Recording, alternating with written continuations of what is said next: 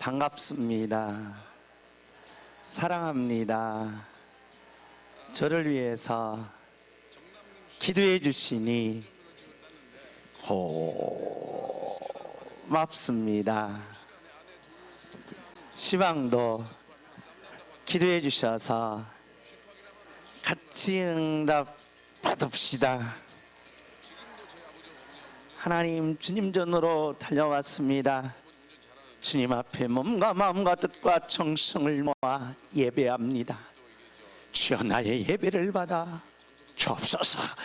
나의 간절한 예배가 할문이 열리며 나의 정성스러운 예배가 나의 간과한 모든 기도의 제목이 응답받는 축복의 예배가 되게 하여 주옵소서. 은혜가 넘치는 귀한 예배가 되시기를 예수님의 이름으로 축복합니다. 우리는 맥스웰 몰츠 박사님의 이 성공의 법칙이라는 말이 있습니다. 이 사이버네틱스라는 말입니다. 이 말의 의미는 뭐냐면, 인간은 의식과 무의식이 있는데 의식이 무의식을 이길 수가 없다는 것입니다. 그래서 우리 의식은 이 땅에 살면서 무의식을 이길 수가 없기 때문에 우리가 이 땅에서 삶을 성공적으로 이끌어 가려면 우리 속에 있는 무의식을 끌어내야 된다는 것입니다. 예를 든다면, 우리가 올해는 내가 담배를 끊어야지 했는데 이 의식적으로 담배를 끊어야지 했는데 못 끊었습니다. 왜 못 끊었습니까? 우리 무의식 때문에 그렇다는 겁니다. 그런데 우리의 무의식은 뭘로 되어 있느냐? 기계적으로 되어 있다는 것입니다. 그러니까 우리의 무의식 속에는 기계적이라는 겁니다. 예를 들어서 치타가 표적을 삼고 사슴을 잡으러 갑니다. 사슴을 잡으러 갈 때 한 길로만 똑바로 가지 않고 사슴이 지나가는 대로, 사슴이 이쪽으로 틀면 치타도 이쪽으로 방향을 돌리고, 또한 사슴이 옆으로 가면 옆으로 방향을 돌리면서 결국에는 치타가 사슴을 잡는다는 것입니다. 이것은 미사일 유도탄과 같다는 것입니다. 미사일을 쐈을 때에 바로 이 비행기에 그 열 감지기로 따라서 분명히 따라가서 폭파시키듯이 미사일과 같다는 것입니다. 이것은 뭐와 같으냐? 야구 선수들이 외야수에서 타자가 공을 쳤을 때 딱 가서 바로 공을 받는 것이 아니라 이쪽으로 돌렸다 저쪽으로 돌렸다 뒤로 갔다 앞으로 갔다 하면서 공을 받는 거와 마찬가지라는 것입니다. 그래서 저와 여러분의 안에는 바로 무의식을 끌어냈을 때에 우리가 모든 행동을 기계적으로 함으로써 저와 여러분이 목표하고 여러분이 이끄는 꿈대로 성취될 수 있다는 것이 몰츠 박사의 논리입니다. 그러면서 몰츠 박사는 인간에게 있어서 이 기계적 무의식을 끌어내서 우리가 어떻게 해야 되느냐라고 했을 때 목표를 설정해야 한다는 것입니다. 우리에게 있어서는 저와 여러분의 목표가 다 있다는 것입니다. 어떤 분들은, 우리 학생들은 대학이라는 목표가 있고, 청년들은 직장이라는 목표가 있고, 어르신들은 사업이라는 목표, 행복이라는 목표, 교육이라는 목표가 있다는 것입니다. 그런데 우리에게는 이 목표를 구체적으로 쓰라는 것입니다. 구체적으로 쓴 다음에 내가 그 목표를 이루었을 때의 내용을 상상해 보라는 것입니다. 내가 대통령이라는 목표를 딱 구체적으로 잡고 내가 대통령이 됐을 때 상상해 보라는 것입니다. 양창규 대통령이 오십니다. 양창규 대통령이 왔습니다 라는 구체적 상상성을 발휘하라는 것입니다. 그리고 세 번째는 자아 이미지라는 겁니다. 사람에게 있어서 사람을 가장 잘하는 사람이 누구냐 라는 겁니다. 우리 옆에 사람 인사하겠습니다. 만나서 반갑습니다. 내가 너를 최고 잘 알지. 그런데 사람들은 상대방에 의해서 내가 그 사람에 대해서 최고 잘한다고 생각합니다. 그런데 그건 잘못됐다는 겁니다. 자기 자신에 대해서 최고 잘하는 것은 누구다? 나라는 거예요. 내가 내 자신을 최고 잘한다는 것입니다. 내가 잘하는 것이 뭔지, 내가 못하는 것이 뭔지, 내 약점이 뭔지, 내 부족함이 뭔지, 내가 어떤 상황에서 왜 이랬는지 하면서 자기 자신을 최고 잘하는 것은 누구다? 나라는 겁니다. 나라는. 그런데 나는 내 자신을 내가 제대로 알고 있기 때문에 나는 의식적으로 이 땅에 살면서 잘한 일도 있고 못한 일도 있는데, 문제는 인간이 못한 일이 더 많기 때문에 나에게는 부정적인 이미지가 나를 꽉 잡고 있다는 것입니다. 그래서 이거여도 아마 안 될 거야, 저거여도 안 될 거야. 왜? 나는 이렇기 때문에, 왜? 나는 이래 왔기 때문이라는 이게 꽉 잡아 있다는 것입니다. 그래서 이것을 자아 이미지라고 해서 자기 정체성이라고 말을 합니다. 그러면서 내 자신을 인정하라는 겁니다. 누구에게로 갔습니까? 소크라테스에게로 갔습니다. 옆에 사람 인사, 반갑습니다. 내 자신이나 아세요. 그러니까 너 자신을 알라는 것입니다. 그러면서 자기 자신을 인정했을 때, 그러면 우리가 기계적 무의식을 끌어내려면 어떻게 되느냐? 볼츠 박사는 뭐라고 말합니까? 해결사를 찾으라는 겁니다. 해결사. 해결사를 찾을 때에 저와 여러분이 성공의 법칙으로 올라갈 수 있다는 겁니다. 저와 여러분의 해결사는 누굽니까? 하나님이시라는 거예요. 할렐루야. 하나님이 내 인생의 해결사다. 하나님이 나의 삶의 해결사다. 하나님이 내 문제의 해결사다. 내 아픔의 해결사다. 내 고통의 해결사다. 내 슬픔의 해결사다 라고 저와 여러분이 확실한 믿음이 있을 때 우리 속에 나도 모르는 무의식의 능력이 나타난다는 것입니다. 주목하십시다. 주여 하면 하나님은 나의 해결사이십니다. 주여, 주여, 주여. 이 시간 저와 여러분이 하나님이 나의 해결사입니다. 내 문제에 하나님이 해결사입니다. 내 아픔에 하나님이 해결사입니다. 하나님이 해결사가 되시기를 예수님의 이름으로 축복합니다. 그래서 저와 여러분의 안에 있는 무의식을 끌어내서 내가 가지고 있는 목표, 내가 바라는 목표, 내가 꿈꾸는 목표를 다 이루어서 하나님께 영광을 돌리는 능력자들이 되시기를 예수님의 이름으로 부탁합니다. 다시 한번 합니다. 해결사는 하나님이십니다. 나의 해결사는 하나님이시다. 주여. 아멘. 오늘 이 믿음의 확고한 능력자들이 되시기를 예수님의 이름으로 축복합니다. 하나님이 나의 해결사라면 오늘 이 시간 저와 여러분은 예배를 통하여 하나님을 만나라는 것입니다. 하나님을 만나려면 하나님의 이름을 부르시고, 하나님을 만나려면 하나님의 성격과 하나님이 하시는 일을 알라는 것입니다.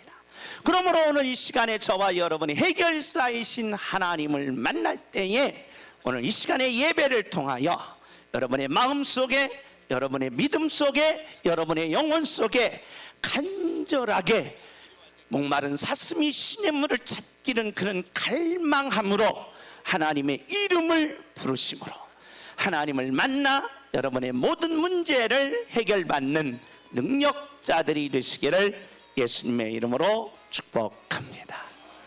우리가 하나님의 이름이 무엇입니까? 라고 하면 엘로아, 엘샤다이, 체바웃도 아도나이. 우리는 노래를, 즉 우리가 폐송에 부르는 노래가 모두 이름에 대한 노래입니다. 엘로압, 엘로윤, 엘로힘, 엘샤다이, 체바웃도 아도나이.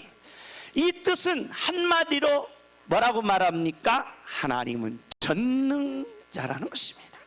절대자라는 것입니다. 전지자라는 것입니다. 무한하시며 영원하시며 불변자라는 것입니다. 그분이 누구냐? 여호와, 나의 아버지시라는 겁니다. 까불지 말라는 겁니다. 전능자는 나의 아버지라는 겁니다. 여러분, 아버지가 전능자라면 여러분은 아버지 새끼들입니다. 새끼도 전능성이 있다는 거예요. 그러므로 저와 여러분이 하나님을 아버지로 부르실 때에 오늘 전능하신 해결사가 여러분의 인생을 해결해 주는 복된 예배가 되시기를 예수님의 이름으로 축복합니다. 하나님은 여호와, 아버지께서 하시는 일이 뭐냐라고 할 때 제사직, 왕직, 선지직, 세 일을 하셨다는 것입니다. 아버지께서 제사직을 어떻게 이루시느냐? 바로 부르심을 통하여, 제사 요건을 통하여, 섬김을 통하여, 일을 통하여. 그래서 예수님의 33년간의 일은 제물되는 삶이며, 이 제물되는 삶은 반드시 부활로 일어난다는 것입니다. 그래서 신명기를 가리켜 감사라는 것입니다. 우리가 이 땅에 살면서 내 무의식, 아버지께로부터 해결받는 길은 바로 여러분과 저의 모든 삶이 뭘로 바꿔지느냐? 어둠을 깨뜨리고 빛으로 나와야 합니다. 모든 아픔을 깨뜨리고 건강으로 나와야 합니다. 그걸 가리켜 우리는 감사하여 부활이라는 것입니다. 그렇기 때문에 하나님의 사람들은 일어나서 반드시 나가서 승리하고 부활의 영광으로 나오려면 뭐여라? 감사라는 겁니다. 옆에 사람들 존만할 때 감사하며 삽시다. 원망과 불평하는 사람들은 짜증과 그리고 날마다 잘못된 비판의 눈으로 보는 사람들은 말은 큰 소리가 있고 말은 참으로 똑똑한 것 같고 인격적인 것 같지만 결국에는 실패한다는 거예요. 결국에는 무너진다는 거예요. 말이 화려하면 뭐합니까? 그리고 우리의 외형이 멋있으면 뭐합니까? 반드시 우리는 뭐 해야 된다? 승리해야 되고 부활의 영광으로 나와야 한다는 것입니다. 그러려면 저와 여러분이 항상 원망과 불평과 짜증내지 마시고 어떤 일이 있어도 뭐여라? 감사라는 거예요. 따라서 합시다. 마저도 감사. 할렐루야. 야, 이판 사판이다 하면서 머리끄댕이 잡고 하지 말고 그냥 뭐여라? 감사라는 거예요. 감사는 하나님의 자녀가 되시기를 예수님의 이름으로 축복합니다. 주먹으시다. 주여 하면 감사하며 살게 하여 주옵소서. 주여, 주여. 그러나 원망하고 짜증내는 사람들은 목소리가 크고 멋있고 인격적이며 존경을 받았으나 반드시 넘어졌고 그들은 실패와 좌절을 겪을 수밖에 없었다는 것입니다. 그러므로 저와 여러분은 항상 감사하며 사는 능력자들이 되시기를 예수님의 이름으로 축복합니다. 신명기가 감사라는 겁니다. 부활의 영광으로 일어나는 감사인데 1장에서 3장까지는 하나님께서 감사가 진심으로 나오려면, 감사가 능력이 되려면, 감사가 기적이 되려면 뭐가 먼저다?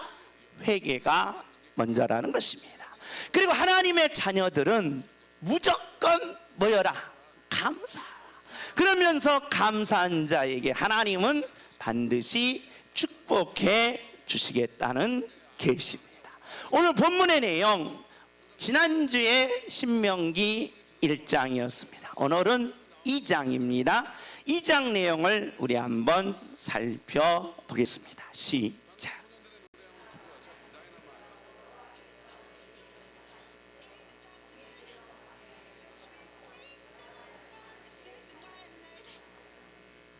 시내산에서 가데스 바네아까지가 1장입니다. 그리고 이제 2장에 넘어가서는 가데스 바네아에서 모압까지 길의 여정입니다. 그러니까 광야길은 38년의 길입니다. 그래서 이것을 가리켜 우리는 민숙이라고 말합니다. 창세기, 출애굽기, 레위기는 바로 애굽에서 나와서 시내산까지 일, 그리고 민수기는 38년간의 일, 그리고 신명기는 창세기, 출애굽기, 레위기, 민수기를 한꺼번에 다 뒤를 돌아보는 일이라는 것입니다. 그래서 지금까지 일을 돌아보는 겁니다. 그런데 돌아볼 때 가데스 바나에서 모압까지 일을 돌아보는데 저와 여러분도 마찬가지입니다. 올해도 돌아보고 10년 후를 돌아보고 20년 후를 돌아보는 겁니다. 20년 전의 일들을 돌아보듯이 내 인생을 돌아보듯이 돌아보는 겁니다. 그래서 돌아봤어요. 돌아봤더니 어떤 일이 있었느냐? 세일산에 있었던 일을 돌아보는 겁니다. 세일산에서 어떤 일이 있었느냐? 세일산은 세일족속입니다. 세일족속은 누굽니까? 바로 아브라함의 아들이 누굽니까? 이스마엘과 누구였다? 이삭이었습니다. 그런데 그 이삭이 자녀를 낳았어요. 근데 자녀를 낳았는데 무슨 둥이를 낳았다? 쌍둥이를 낳습니다. 그래서 먼저 나온 자가 누구예요? 에서. 뒤에 발을 잡고 나온 자가 누구예요? 야곱. 그래서 둘이 형제입니다. 근데 둘이 형제가 싸우니까 하나님이 떼놨어요. 그래서 떼서 세일 족속이 되었고, 야곱은 하나님의 자손이 되어서 400년 만에 다시 만나게 되었다는 것입니다. 우리 한번 2절입니다. 2절 우리 다 같이 읽습니다. 시작. 자, 400년 만에 만난 거예요. 자, 형 에서와 동생 야곱 자손들이 세일산에서 400년 동안 살았고 애굽에서 400년 동안 살다가 서로 만난 겁니다. 자, 만났는데 어떤 일이 일어나느냐? 3절입니다. 3절 시작.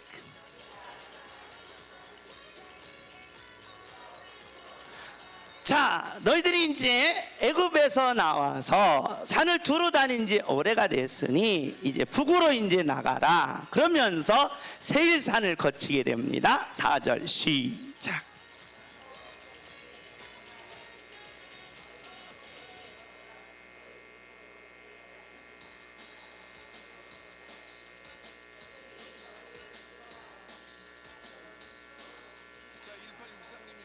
자, 형제예요. 400년 만에 만났는데 에서 자손인 이 세일 족속이 너희를 뭐 한다? 두려워한다는 거예요. 너희를 두려워한다. 그런데 또 야곱 자손은 누구를 두려워하는 거예요? 세일 족속에 있는 사람들이 너무 뭐 한 거예요? 두려운 거예요. 두려운 거예요. 그래, 여러분 보세요. 이거 똑같습니다. 제가 송림동 집에 살은 적이 있는데 우리 송림동 집은 이 대문이 없어요. 그래, 대문이 없어가지고 옆 앞집을 지나야 우리 대문으로 지나갑니다. 세계에서 유일한 집입니다. 그러니까 길이 없어서 어떻게 하냐? 그 집을 앞마당을 들어가서 우리 집을 가는 거예요.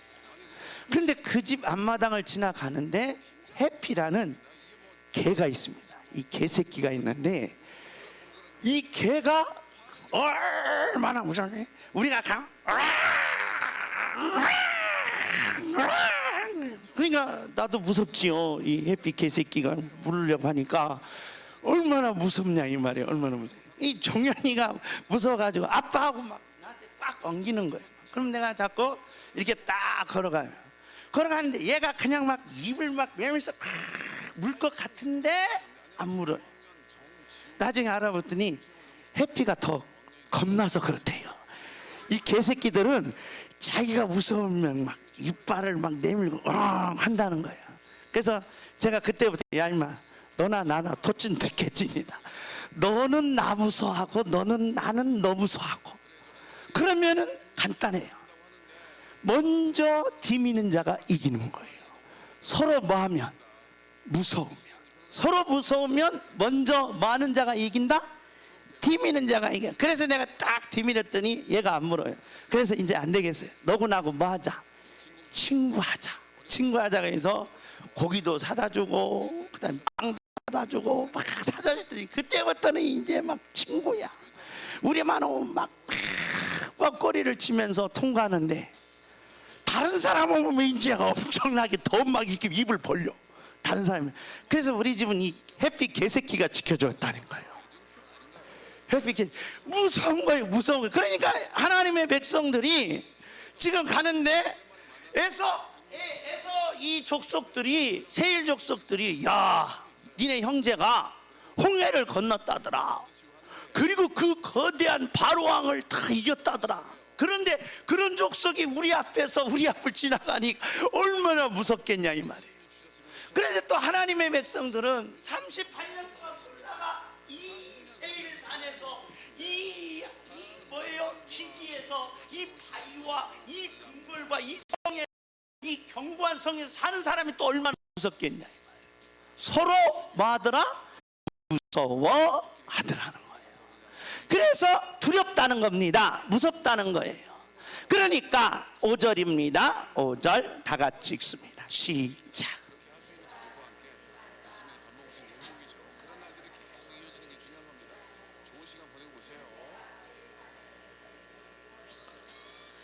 어느 때에 싸웁니까? 그렇죠. 무서울 때 싸운 거예요. 무서울 때. 그러니까 여러분과 제가 안 싸우려면 남편이 안 무서워야 됩니다. 안 무서우면 안 싸우게 돼 있어요. 그런데 무서우면 싸워요. 두려움이 있다는 거예요. 두려움은 싸운다는 거예요. 그래서 개새끼들이 우리 사람을 무는 이유는 뭐 때문에?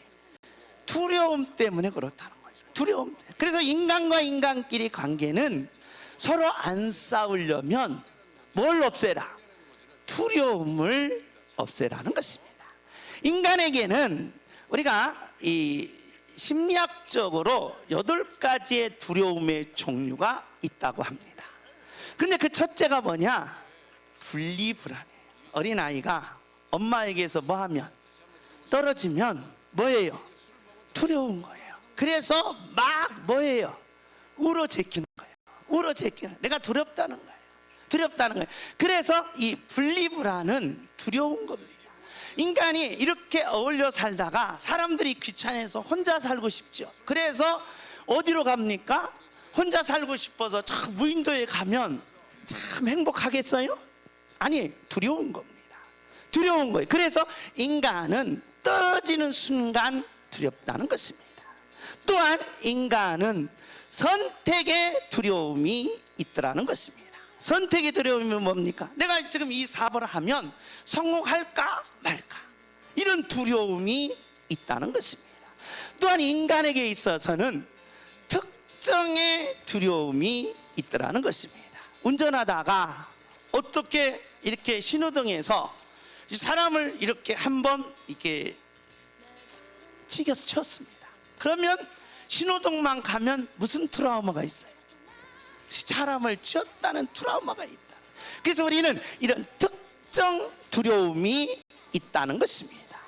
세 번째로는 이 사회의 두려움이 있다는 겁니다. 대학생들이 졸업을 하고 나가서 어디로 갑니까? 직장에 가면 야, 그 전에도 학교 다니기 싫어서 뭐 했는데 죽을 뻔했는데 야, 이제는 나는 기분 좋다. 나는 이제 못 다니니까 직장 다니니까 하면서 신나서 갑니까? 아니라는 겁니다. 사회에 첫 발을 디딜 때에 두려움이 있다는 것입니다. 또한 우리에게 있어서는 어떤 두려움이 있느냐? 공황 두려움이 있다는 것입니다. 공황 두려움이 뭡니까? 배만 아파도 따라서 합시다. 암병이 아닌가. 그러니까 배 아픈 거하고 암하고 무슨 관계 있습니까? 그런데 배 아프면 이제 나 뭐하게 생겼구나? 죽게 생겼구나. 뭐에 걸려서? 암에 걸려서. 배 아픈 게 무슨 암입니까? 그런데 그게 온다는 겁니다. 그게 온다는 거예요. 인간은 그런 막연한 두려움이 있다는 것입니다. 또한 인간에게 있어서는 바로 광장의 두려움이 있다는 겁니다. 대중 앞에 서면 나도 모르게 뭐 하는 거예요? 떨리는 거예요. 그래서 이 광장의 두려움이 있다는 것입니다. 마지막으로 인간에게 있어서는 어떤 두려움이 있느냐? 범두려움이 있다는 겁니다. 범두려움이 있다는 것이 뭡니까? 우리 권사님이 죄송합니다. 이 가스불을 켜놓고 이렇게 나가셨던가 봅니다. 근데 그걸 가스불을 끄고 가셔야 되는데 안 끄고 갔습니다. 저도 늘 그렇게 합니다. 그런데 권사님은 그 가스불이 그게 이제 차에서 꺼졌어야 되는데 안 꺼져가지고 집안에 연기가 가득. 권사님이 그때부터 막 얼굴이 사색이 돼서 심장이 떨리고 정말 힘들었다는 거예요. 힘들었다는 거예요. 그래서 이 나가실 때 집안에다 가스불을 끄자, 가스불을 끄자 이렇게 이제 붙여놓은 거예요. 이 부러움이 있는 거예요. 두려움. 내가 이 가스불을 껐을까? 그러면서 바깥에 나가면 그 생각을 하는 거예요. 그런데 분명히 내 의식으로 끄고 왔는데 밖에 나가서 생각해 보면 뭐 한 것 같아요? 안 끈 것 같아요. 안 끈 것 같아요. 그래서 다시 돌아와 봅니다. 이런 범불안이 우리에게 있다는 겁니다. 오늘 저와 여러분이 이 8가지 불안이 저와 여러분에게 있다면 오늘 예배를 통하여 싹 물리치시기를 예수님의 이름으로 축복합니다. 할렐루야. 내 가지고 있는 모든 불안을 떠나 보내시기를 예수님의 이름으로 축복합니다. 따라서 합시다. 나사렛 예수 이름으로 두려움아 두려움아 떠나갈지어다. 아멘. 그런데 우리만 그런 것이 아니라 세일 족속을 또 그랬고 하나님이 살아계시다고 하는 야곱 족속도 뭐다? 두려웠다는 거예요. 두려웠다는 거예요. 지금 홍해를 건너온 백성들입니다. 아침마다 만나를 먹었던 백성들입니다. 하나님의 영광을 시내산에서 직접 보고 만졌던 사람이, 하나님을 직접 보고 체험했던 백성들이 지금 두려운 거예요. 두려워서 벌벌벌 떨고 있었다는 것입니다. 그래서 하나님이 야 이놈들아 네 옆에 누가 있는데, 하나님 있는데 왜 두려워하느냐라고 하면서 가데스바네에서 모압까지 너희들이 하나님이 옆에 있는데도 두려워한 것을 뭐여라? 회개하라는 것입니다. 하나님이 있는데 왜 두려워하느냐? 그러면은 여러분 보세요. 자, 엄마가 있고 아빠가 있는데 두려워하는 것은 뭘 믿지 못한다는 거예요. 엄마 아빠를 믿지 못한다. 하나님이 있는데 두려워하는 것은 너희들이 하나님을 믿지 못한다는 것입니다. 그래서 하나님은 이사야에게 이렇게 말합니다. 당시에 이사야는 북쪽 이스라엘 나라가 731년에 아수르에게 망합니다. 북쪽 이스라엘 나라가 다 망하니까 남쪽 유다 백성들이 두려운 겁니다. 야, 우리도 뭐 하면 어떡하나? 망하면 어떡하나? 여러분은 안 그렇죠? 옆집에 다 불타도 기분 좋게 주무시죠. 그런데 북쪽 이스라엘 나라 망하니까 우리나라 나도 망해서 집이 다 폭삭망하고 내 있는 재산, 우리 남편, 우리 자식들을 다 종으로 끌고 가면 어떡하나? 두려운 겁니다. 그래서 남쪽 유다에 나타난 선지자가 이사야입니다. 모든 백성들이 두려워하고 있을 때에 하나님이 이사야에게 백성들에게 이 말씀을 하는 겁니다. 이사야 43장 1절 다 같이 읽습니다. 시작.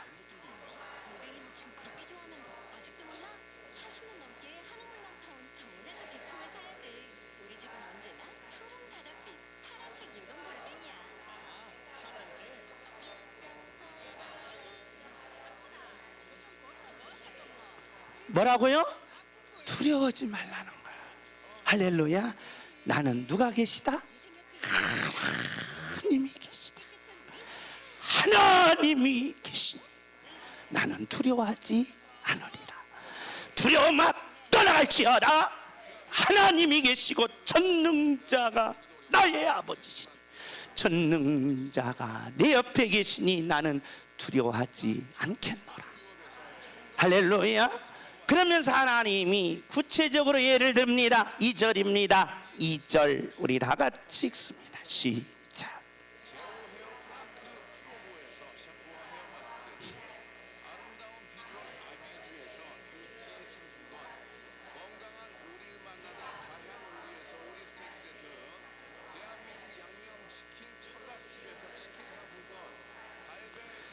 이 세상에서 가장 위험한 것이 두 가지가 있습니다. 물속에 들어가는 거, 불 타는 거. 나머지 것은 위험한 것이 아니에요. 그런데 가장 위험한 속에서도 내가 너를 뭐 하겠다? 잘 살려내겠다는 거예요. 내가 너를 보호하겠다는 거예요. 그러니 뭐 하지 말라? 두려워하지 말라는 거예요. 왜? 다 같이 읽습니다. 시작.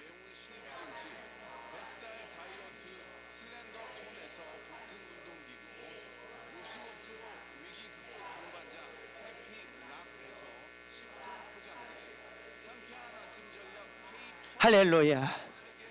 이 멍청한 백성들아, 하나님을 옆에 놓고 왜 두려워하느냐? 이 무지한 백성들아, 하나님이 계신데 왜 두려워하느냐? 그래도 모르겠느냐? 내가 전능자임을 왜 모르느냐? 하나님이 계신데 왜 두려워하느냐? 하나님이 오늘 저와 여러분의 구원자이십니다. 그러면 여러분 안에 두려움을 모두 물리치시기를 예수님의 이름으로 축복합니다. 나사렛 예수 이름으로 두려움아 떠나갈지어다. 주여. 아멘. 두려움이 물러가야 돼. 그런데 그것을 가지고 있는 것을 하나님은 오늘 하나님의 자녀들에게 회개시켰다는 것입니다. 두 번째로 회개할 것이 뭐냐라고 할 때에 2장 9절입니다. 우리 다 같이 읽습니다. 시작.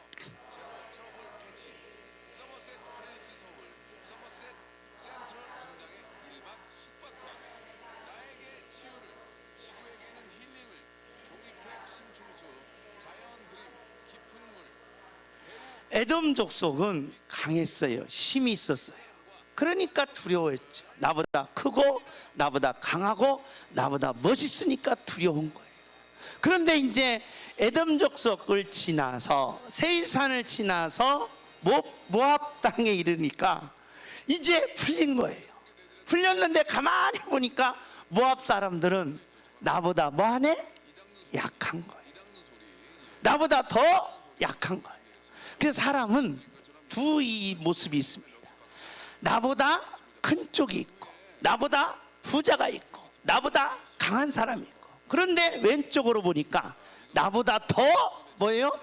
가난한 사람이 있고 나보다 더 찌질이가 있는 거예요. 그러니까 이 사람은 바로 이중성이라는 거예요. 그런데 가만히 보니까 지금 세일산에 왔을 때는 너무 두려워서 막 떨면서 덜덜덜덜 떨려서 왔는데 모압 땅에 딱 이르니까 아이고 요만하고 그냥 한 주먹으로 탁 때려도 그냥 쓰러질 것 같네. 그래가지고 야 이제 그때부터 힘을 쫙 빼는 거예요. 그러면서 내가 이제 두려움을 받았으니 요놈들을 내가 뭐 해봐야지? 괴롭혀봐야지. 그런다. 괴롭혀봐야지. 그래서 모압 자손에게 괴롭히지 말라고 하나님이 말씀한다는 것입니다. 인간에게는 이런 이중성이 있다는 겁니다. 강자에게는 뭐하고? 약하다는 거예요. 강자에게는 막 손이 닳도록 빌다가 이 지문도 없어져요. 막 손이 닳도록 빌다가 지문도 없어지는 것이 인간의 모습이더라. 그런데 갑자기 자기가 뭐예요? 약자를 만났어요. 그러니까 이제 굴림해. 그래 갑질해.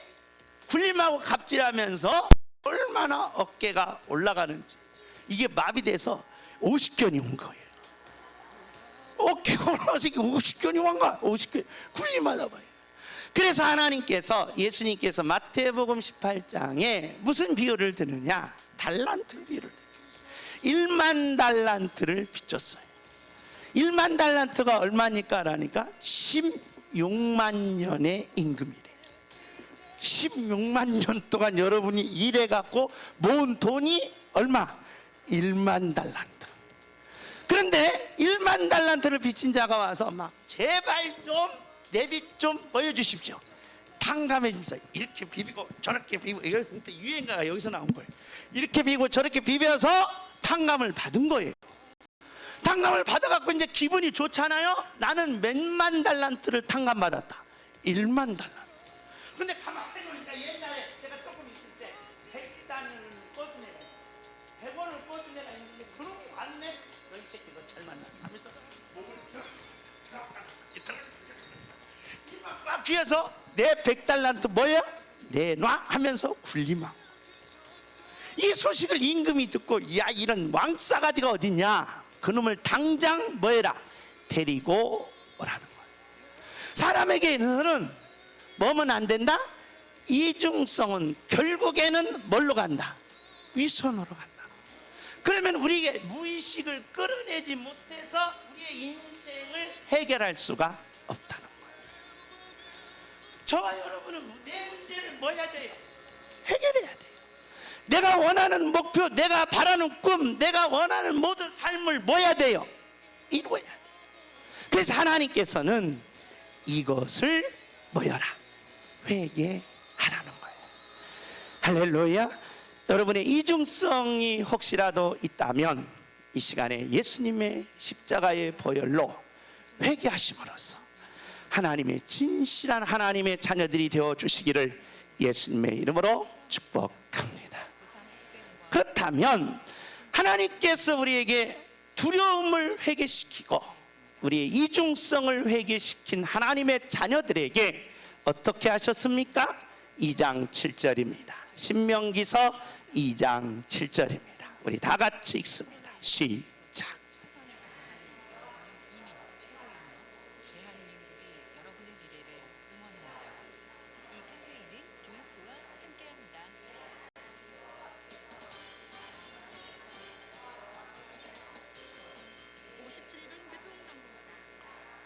할렐루야. 내 안에 뭐가 없으면, 두려움이 없으면, 내 안에 뭐가 없으면, 이중성이 없으면 하나님이 내게 모든 일에 뭘 주고? 복 주고, 하나님이 내게 뭐 하게 하겠다? 부족함이 없게 하겠다는 거예요. 주목합시다. 부족함이 없는 양문의 가정들이 되어 주시기를 예수님의 이름으로 부탁합니다. 주여 하면 부족함이 없게 하옵소서. 주여, 주여. 저는 2021년 가나안의 기업에 양문의 모든 성도님들이 부족함이 없는 삶을 달라고 기도했습니다. 하나님 앞에 몸부림치며 기도하며, 때로는 울면서, 때로는 부르짖으면서, 때로는 가슴을 치면서, 강대상을 치면서 기도했습니다.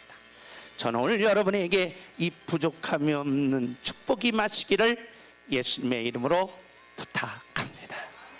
주여 하면 부족함이 없는 축복을 부어 주옵소서. 주여. 아멘. 부족함이 없는 사람들은 믿음의 사람들이었습니다. 아브라함이 그렇고, 야곱이 그렇고, 이삭이 그렇고, 요셉이 그렇습니다. 그리고 오늘 다윗도 부족함이 없습니다. 그래서 다윗은 이렇게 말합니다. 나는 정말 부족함이 없이 살았다는 거예요. 우리 다 같이 한번 읽습니다. 시편 23편 1절 시작. 나는 뭐가 없다? 부족함이 없습니다. 옆에 사람 보면서, 보아하니 나는 부족함이 없습니다. 할렐루야. 부족함이 없는 하나님의 자녀가 되시기를 예수님의 이름으로 부탁합니다. 2절입니다. 2절 다 같이 읽습니다. 시작.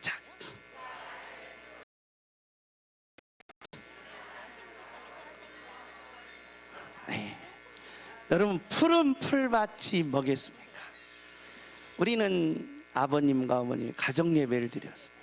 아버지가 어느 날 이 시편 23편을 읽으면서 가정 예배 드려서 제가 물었습니다. 엄마, 푸른 풀밭이 뭐냐? 하고 물었더니 엄마가 10,000원짜리를 딱 내놓으면서 이게 파랗지 않느냐, 풀같지 않느냐, 이것을 딱 깔아놓고 누워있는 것이 푸른 풀밭이다. 제가 그때 은혜를 받았어요. 아, 시편 23편 2절은 우리 엄마 말대로 10,000원짜리를 방에다가 이만큼 침대보다 더 높이 깔아놓고 거기 누워있는 것이 푸른 풀밭이구나. 그래서 푸른 풀밭에 누워있게 하옵소서. 제 이 기도를 얼마나 했는지 몰라요. 몇 년 동안 속았어요. 10년 동안 속았어요. 10년 동안 속았는데 지금도 그 믿음이 있어요. 할렐루야.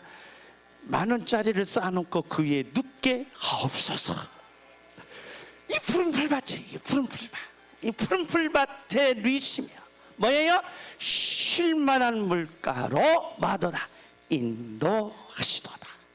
3절입니다. 3절 다 같이 읽습니다. 시작.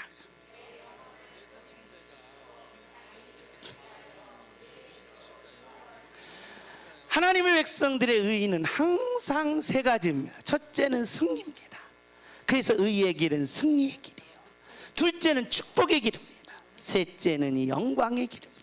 그래서 구약 시편을 해석할 때의 의의 길은 축복의 길이다. 오늘 이 시간 저와 여러분이 부족함이 없는 축복이 열리시기를 예수님의 이름으로 축복합니다. 4절입니다. 4절 우리 다 같이 읽습니다. 시작.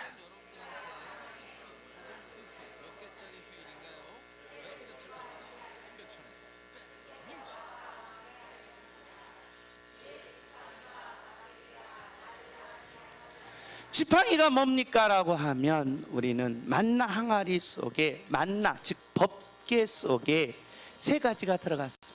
하나는 만나 항아리, 그 다음에 모세가 직접 받은 십계명 돌판, 그리고 아론이 가지고 다니는 무슨 지팡이? 쌍난. 죽은 막대기인데 싹이 난 거예요.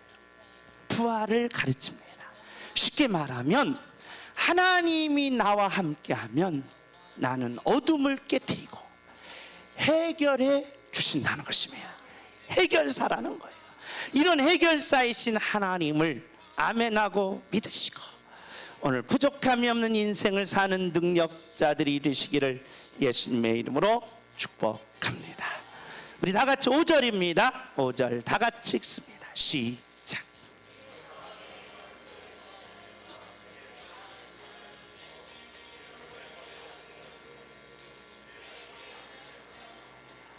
할렐루야.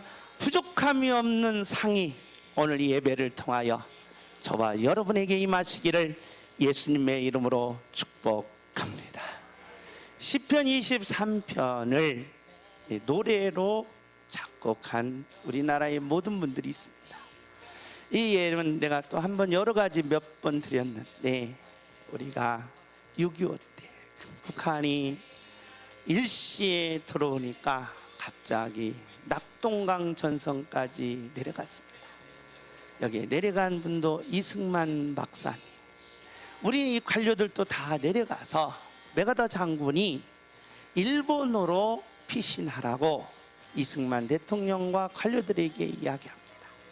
그러니까 이승만 대통령이 만약에 일본으로 갔으면 완전 죽일 사람이에요. 그런데 내가 그래도 대통령인데 내가 어떻게 나라를 버리고 가겠느냐.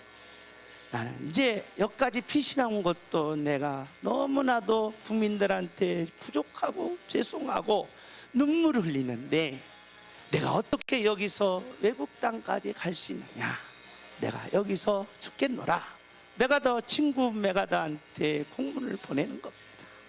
그러면서 그날 밤 바로 이제 예배를 드리면서 눈물로 회개하면서 그 찬송가를 바로 성가대에서 바로 불렀던 내용입니다. 우리 다 같이 한번 부르시고 두려움과 모든 이중성을 물리치시고 부족함이 없는 양문의 모든 가정들이 되어 주시기를 예수님의 이름으로 부탁